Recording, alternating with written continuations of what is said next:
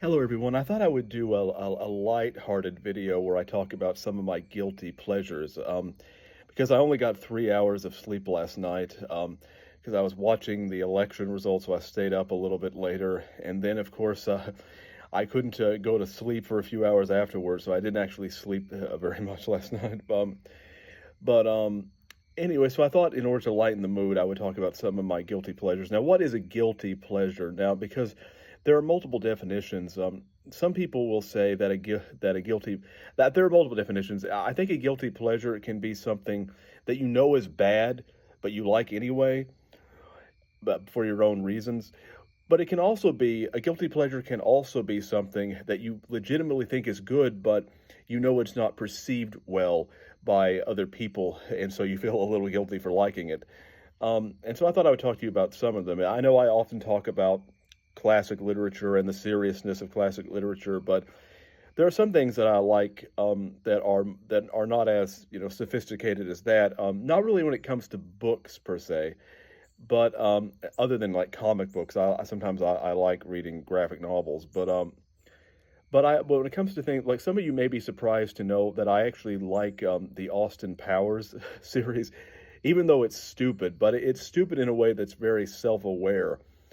And I also have a guilty pleasure for, in moderation, bathroom jokes, especially like I like the scene in Austin Powers, the first one where he stuffs shoves this assassin who's trying to kill him face in the toilet, and then he says, "Who does number two work for?" But then the guy who's sitting next to Austin Powers in another stall thinks that he's going to the bathroom, and he says, "Yeah, you show that turd who's boss."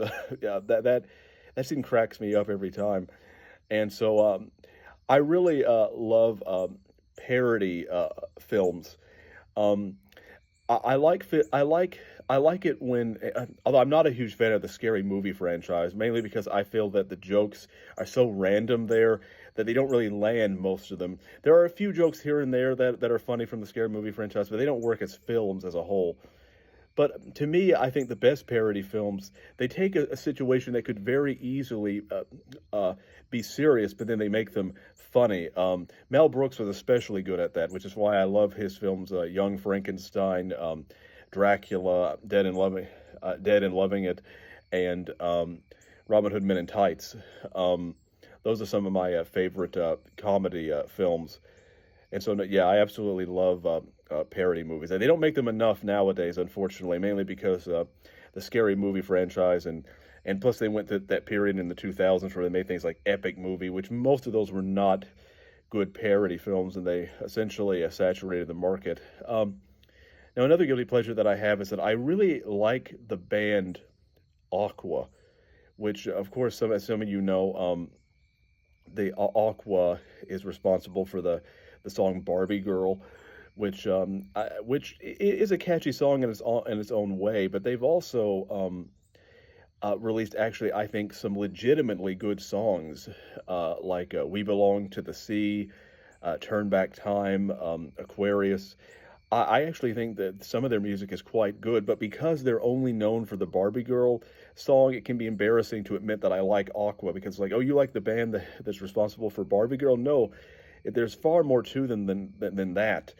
And some people don't know they made one of their more recent songs was a Playmate of with Jesus, which is actually or of Jesus, I'm not sure, but is which is a religious, almost a religious song in nature. So there's far more to them than meets the eye. But a lot of people wouldn't know that because the only song they know is Barbie Girl or perhaps Dr. Jones, which are catchy songs in their own way, but there's more to them than that.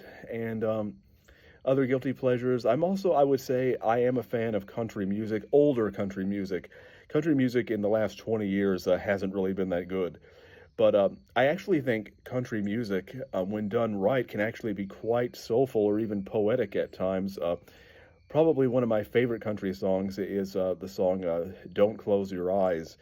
I think that's a very soulful song from the 80s, and written by a country singer who I cannot his name I can't escapes me at this time, but he was from Kentucky and as well, and he died an alcoholic, I believe, when he was quite young. But yes, I like country music as well. There are probably other guilty pleasure. I mean, I also like horror films, like slasher films from like the '80s. Even though a lot of them do not work as horror films, but they work if you view them as comedies.